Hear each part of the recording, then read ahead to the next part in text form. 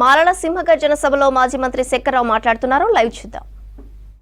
అందరూ భారతదేశంతో పాటు వివిధ ప్రాంతాలలో ఉన్న దళిత సంఘాలు, దళితులు, మాదిగా నేను కాకుండా బడుగు బలహీన వర్గాలకు సంబంధించిన ప్రజలు ఎంతో కృషి చేస్తూ ఉన్నారు.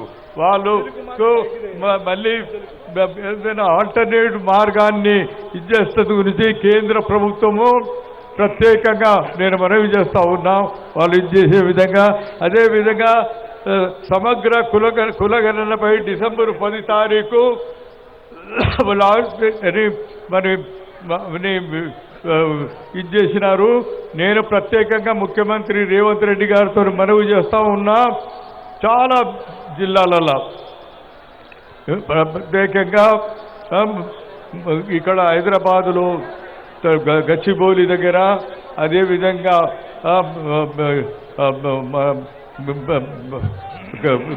రాయదుర్గు, కాజాగూడ, ఇది విధంగా చాలా ప్రాంతాలలో ఇంతవరకు కూడా సర్వే చేసే వాళ్ళు రాలేదు. దాని గురించి ముఖ్యమంత్రి గారితో నేను ప్రత్యేకంగా మనవి చేస్తూ తక్షణం ఆ డేటు 10th డిసెంబర్ లోపల సబ్మిట్ చేయాలని మీడియాలో రావడం జరిగింది. దాని విషయం లోపల అది తక్షణము ఎక్కడెక్కడైతే జరగలేదో, సర్వే అధికారులు పోలేదో ఆ ప్రాంతాలకు, దాని గురించి ముఖ్యమంత్రి గారు ప్రత్యేక శ్రద్ధ తీసుకొని దాని గురించి వారికి డైరెక్షన్ ఇచ్చే విధంగా, ఆజ్ఞ చేసే విధంగా నేను మనవి చేస్తూ, నాకు ఇచ్చిన ఈ అవకాశానికి దళితుల గురించి డాక్టర్ బాబాసాహెబ్ అంబేద్కర్ గారు వారు the best constitution of the world is the doctor Babasaheb Ambedkar గారిది. అదేవిధంగా బడుగు బలహీన వర్గాల వారి గురించి, హరిజనులు, గిరిజనుల గురించి వారు ఎంతో కృషి చేసినారు. వారికి నేను ప్రత్యేకంగా ధన్యవాదాలు చేస్తున్నాను. అదేవిధంగా కాకా వెంకటస్వామి గారికి ధన్యవాదాలు.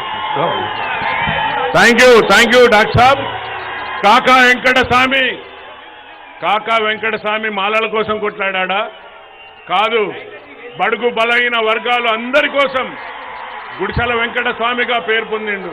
అందరి కోసం, బడుగు బలహీన వర్గాల కోసం కొట్లాడిన వ్యక్తి కాకా వెంకటస్వామి. ధన్యవాదాలు డాక్టర్ సాబ్. ఇప్పుడు రాజేష్ ఆ గేట్ ఓపెన్ చేయండి, వాళ్ళని అలో చేయండి.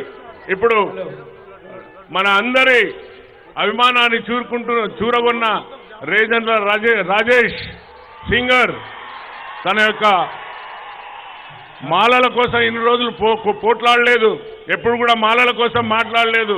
కానీ ఈరోజు ఆ సింహం బయటికి వచ్చింది మాలల కోసం. కాబట్టి ఇప్పుడు వారిని ఒక మంచి యువకులను ఉద్దేశించి, మాల జాతిని ఉద్దేశించి